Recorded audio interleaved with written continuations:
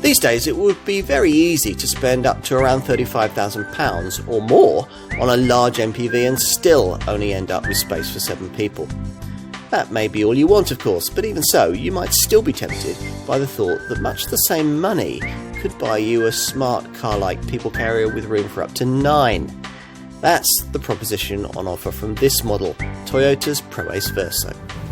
As you'd expect, all the Euro 6 engines on offer in the Proace Verso are diesels, and if your needs are mainly based around lighter people carrying duties and short distance urban work, then the entry-level 118 brake horsepower 1.5 litre diesel unit may well be quite sufficient. For heavier payloads and longer journeys, however, you'll be needing the 2-litre diesel engine we're trying here, which gives you a lot more pulling power and is available with either 148 or 174 horsepower, the most powerful unit mated to the brand's efficient 8AT auto transmission. Otherwise, you'll be using a 6-speed manual. What will you notice once you're properly on the move? Well, yes, it's based on a van, but the current generation of medium-range vans actually handle pretty well, so this MPV might well surprise you with the way it responds through the bends. Plus, this model feels quite manoeuvrable.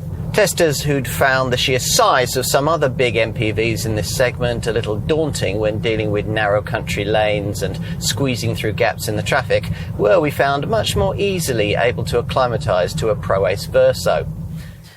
This model's frontal design firmly identifies it as a modern Toyota, with an upper grille that extends smoothly into the angled headlamp units and a large trapezoidal lower grille surrounded by silver trimming, an aperture that aims to emphasise the car's width and solidity. There are 3 Proace Verso body sizes: compact, medium and long. In terms of body length, you're talking around 4.6, 5 metres or 5.3 metres, depending on the variant that you choose. So either way, you're going to need a very long garage. Let's take a look inside up front.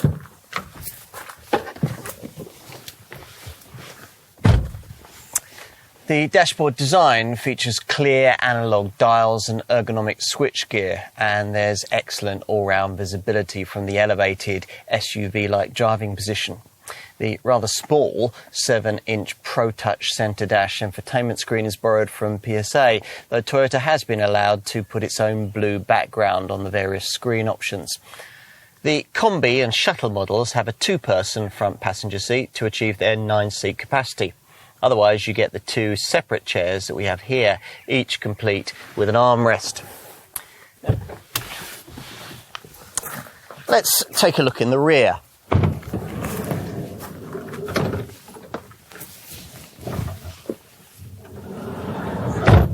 All variants get 3 seats in this middle row, and they slide forward and back in a 60-40 split, plus the seat backs recline.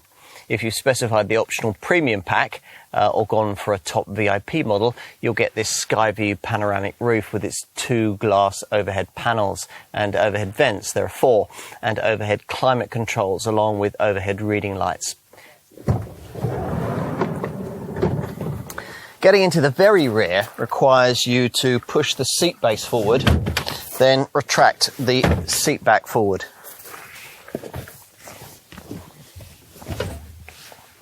How many seats you get in the 3rd row will depend on the spec you've chosen. Normally, as in this mid-range family model, there'll be 3 seats back here, but in the top VIP variant, there are just 2. Once in the 3rd row, there's far more space than you get in a conventional large Galaxy or Chiron-style 7-seat MPV. The van-based approach really pays dividends here in terms of both leg and headroom. To increase legroom, you can use these red lower tabs to slide the seats ahead of you forward and back. Or, if you're broader back, the 2nd row seats can be taken from their lower runners, then turned around to face those in the rear, facilitating impromptu business conferences on the move. Let's finish with a look at luggage capacity.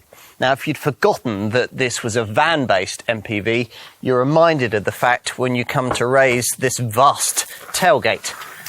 Even with all the 3 seating rows upright like this, there's quite a lot of luggage space back here in this medium length model, between 603 and 798 litres, depending on the positioning of the third row chairs. You push the third row seats forward by pulling on these 2 red tabs and fold the seat backs using these black levers. Do that in this medium length model and you can increase your luggage capacity to as much as 1,000 litres or 1,750 litres with the second row seat backs folded too. Take out the second and third row seats entirely and your Proace Verso could conceivably function as some kind of small removal van.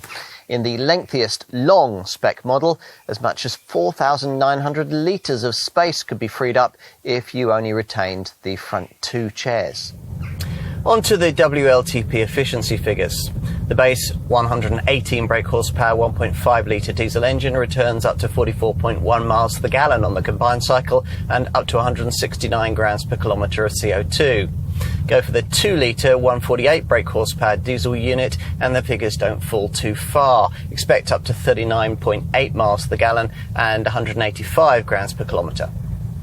At the top of the range, the 174 horsepower diesel variant with its 8-speed auto transmission manages up to 38.7 miles to the gallon and up to 190 grams per kilometre of CO2. This Proace Verso might not have all the fancy electronic extras of its Peugeot Traveller and Citroën Space Tourer design stablemates, but it's likely that many family and business buyers won't care very much about that. We think they'll value this Toyota's affordable pricing and straightforward approach that includes slightly more economic operating costs and a lengthy 5-year, 100,000-mile warranty.